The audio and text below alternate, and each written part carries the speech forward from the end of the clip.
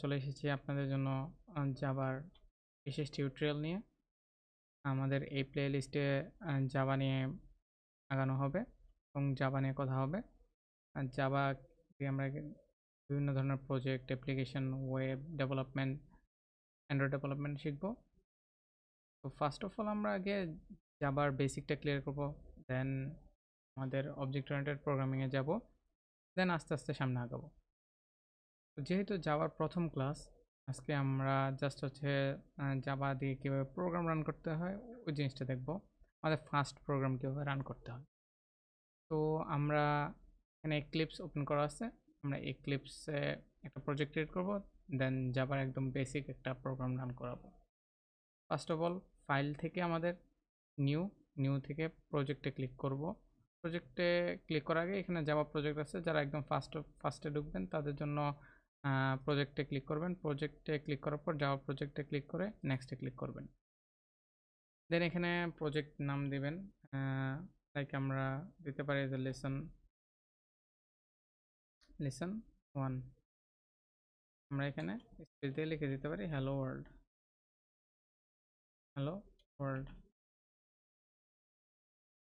দেন আমাদের location set করা আছে, সব কিছু ঠিক আছে।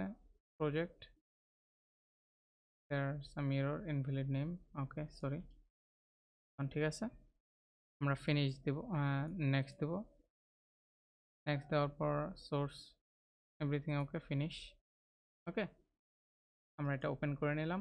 দেন এসআরসি ফোল্ডারে একটা মডিউল ইনফো আছে, ওটা তো আমরা করতে পারি, বাট এটা আমরা ডিলিট করে দিই, ডিলিট। দেন আমরা নতুন আর একটা ক্লাস ক্রিয়েট করে নেব। আরএসসি ফোল্ডারে রাইট ক্লিক করব, নিউ থেকে জাভা ক্লাস, ওকে ক্লাস। এখানে আমরা নাম দিয়ে দেবো হচ্ছে হ্যালো ওয়ার্ল্ড।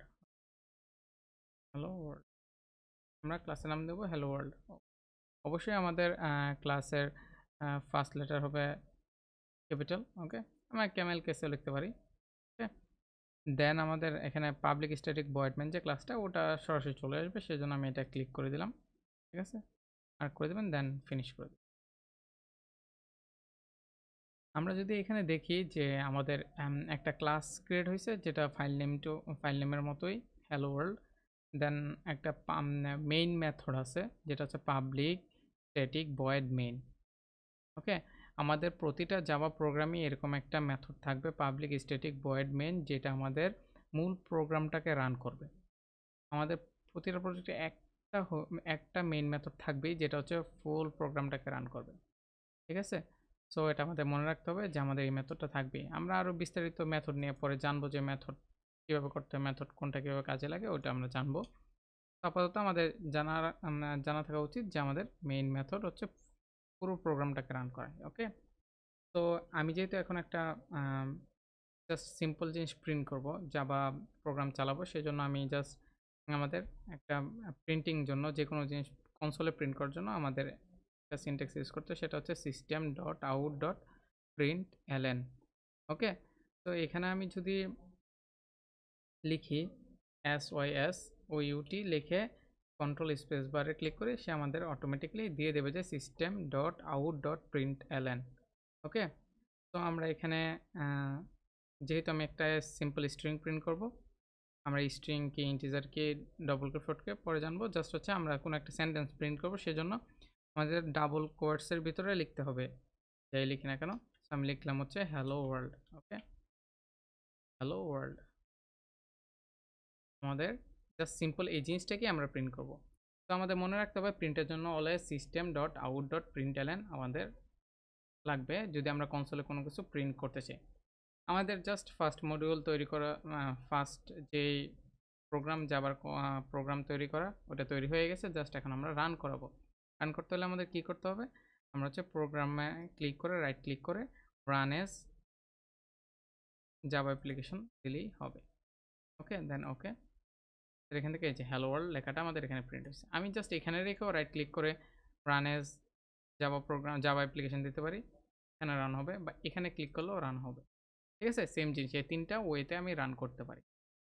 তো আমাদের আজকের মডিউল এটাই ছিল যে হচ্ছে যে আমাদের লেসনটা এরকম এটাই ছিল যে আমরা আজকে একটা জাভা প্রোগ্রাম রান করে দেখব যে জাভাটা আসলে কিভাবে রান করে এবং ফার্স্ট অফ অল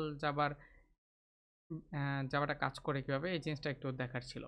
আজকের মতো এইটুকুই। আমরা নেক্সটে জাভা সম্পর্কে আরও অনেক কিছু জানবো, কিভাবে ভেরিয়েবল কাজ করে, কিভাবে ভেরিয়েবল নিয়ে কাজ করা যায়, দেন মেথড, ওপি, ওয়েব ডেভেলপমেন্ট, অ্যান্ড্রয়েড ডেভেলপমেন্ট সম্পর্কে আস্তে আস্তে আমরা ধাপে ধাপে আগাবো। আজকের মতো এটুকুই। ধন্যবাদ। আসসালামু আলাইকুম।